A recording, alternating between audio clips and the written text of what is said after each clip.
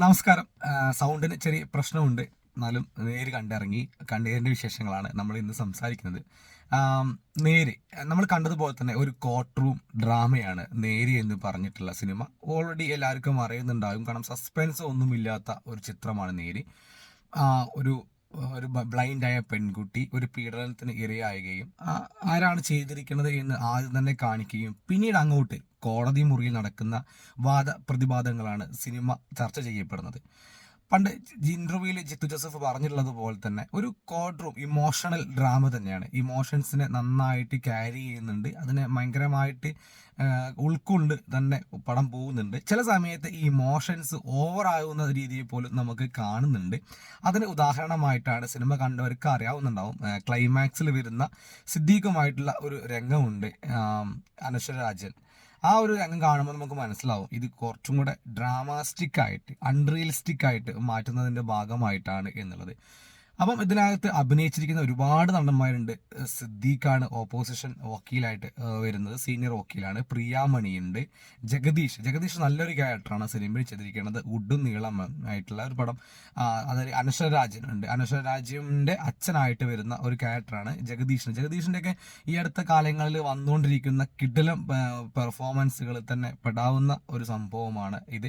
പിന്നെ കോഴ്സ് ഇതിന്റെ സംവിധാനം ജിത്തു ജോസഫാണ്, ആദ്യം തന്നെ പറയണ്ടായിരുന്നു. പിന്നെ ശാന്തി മഹാദേവി, അവളാണ് പുള്ളിക്കാരിയാണ് ഇതിന്റെ തിരക്കഥാകൃത്ത്. ജിത്തു ജോസഫും ശാന്തി മഹാദേവിയും കൂടെ കൂടിയിട്ടാണ് ഇതിനകത്ത് തിരക്കഥ എഴുതിയിരിക്കുന്നത്. പുള്ളിക്കാരി ഇതിനകത്ത് അഭിനയിക്കുന്നുണ്ട്. പെട്ടെന്ന് നമുക്കറിയാവുന്നതാണ്, ദൃശ്യം പോലുള്ള ചിത്രങ്ങളൊക്കെ ചെയ്തിട്ടുള്ള ആള്.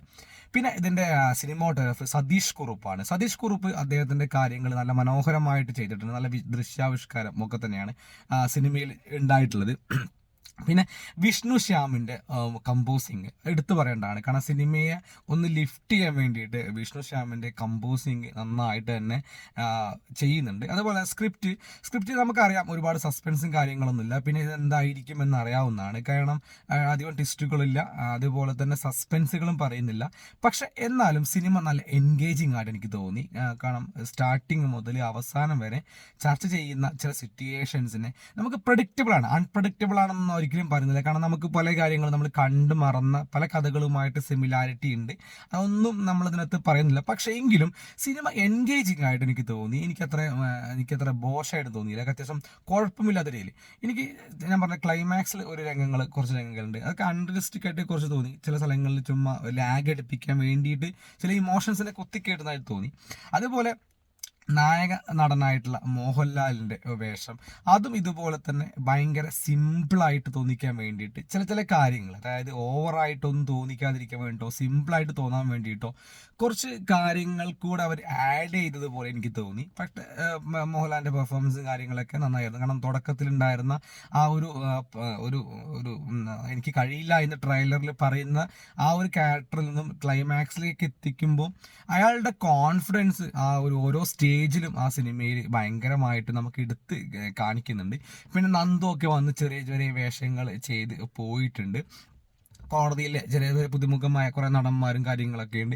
എന്നാലും സിനിമ നല്ല എൻഗേജിങ് ആയിട്ട് തന്നെ കൊണ്ടുപോകാൻ ഇതിൻ്റെ സ്ക്രിപ്റ്റിനും അതുപോലെ ഇതിൻ്റെ സംവിധാനത്തിനും, ജിത്തു ജോസഫിൻ്റെ ദൃശ്യമൊക്കെ OTT എടുത്തുകൊണ്ടാണ് അറിയാൻ പാടില്ല, ഞാൻ പലപ്പോഴും വിചാരിക്കാറുണ്ട് ഇത് എങ്ങനെയായിരിക്കുമുള്ളത്. അപ്പോൾ അതൊക്കെ ഭയങ്കര ഡിഫറെൻ്റ് ആയിട്ട് തന്നെ ജിത്തു ജോസഫ് തിയേറ്ററിലേക്ക് എത്തിച്ചപ്പോഴേക്ക് പടം അത്യാവശ്യം നല്ല രീതിയിൽ തന്നെ ലിഫ്റ്റ് ചെയ്യാൻ അദ്ദേഹത്തിൻ്റെ ഡയറക്ടിങ്, കമ്പോസിങ്, സിനിമാറ്റോഗ്രാഫി എല്ലാം തന്നെ തുണച്ചിട്ടുണ്ട് എന്ന് പറയുന്നത് സത്യം തന്നെയാണ്. പിന്നെ എടുത്തു പറയേണ്ട പെർഫോമൻസ് ഒന്ന്, സിദ്ദീഖിന്റെ പെർഫോമൻസ് അടിപൊളി പെർഫോമൻസ് ആയിരുന്നു.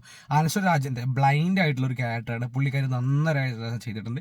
ജഗദീഷ്, ഈ 3 ആൾക്കാരുടെ പെർഫോമൻസ് നമുക്ക് എടുത്തു പറയേണ്ട പെർഫോമൻസ് ആയിട്ട് തന്നെയാണ് അതിനകത്ത് സിനിമയ്ക്കകത്ത്.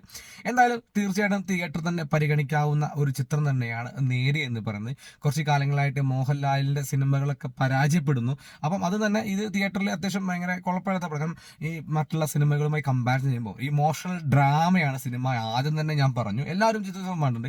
അതുകൊണ്ട് തന്നെ ഇമോഷൻസിനെ തിയേറ്ററിൽ ഇരുത്താൻ ഒരു മാസ് എക്സ്പെക്ട് ചെയ്യാത്ത ആൾക്കാർക്ക് കഥ കൈകാര്യം ചെയ്യാൻ പറ്റുന്ന രീതിയിലൊക്കെ കൊണ്ടുപോകും അങ്ങനെയൊക്കെ വിചാരിക്കുന്ന ആൾക്കാർക്ക് തീർച്ചയായിട്ടും പരിഗണിക്കാവുന്ന ഒരു ഇമോഷണൽ ത്രില്ലിംഗ് ഡ്രാമ തന്നെയാണ്. സസ്പെൻസ് ഒന്നുമില്ലെങ്കിൽ കൂടി നമ്മൾ എൻഗേജിങ് ആയിട്ട് കൊണ്ടുപോകാൻ ഈ സിനിമയ്ക്ക് കഴിഞ്ഞിട്ടുണ്ട് തന്നെ നമ്മൾ അപ്രീഷിയേറ്റ് ചെയ്യണം. എന്തായാലും ഞാൻ ഈ സിനിമ നിങ്ങൾക്ക് തിയേറ്ററിൽ പോയിട്ട് തന്നെ കാണാമെന്നുള്ള റെക്കമെൻഡ് ചെയ്യുന്നുണ്ട്. കാരണം ഒരു സോഷ്യൽ റെലവൻ്റ് ആണ് ഇന്നത്തെ കാലത്ത് ഈ ഒരു സിനിമ.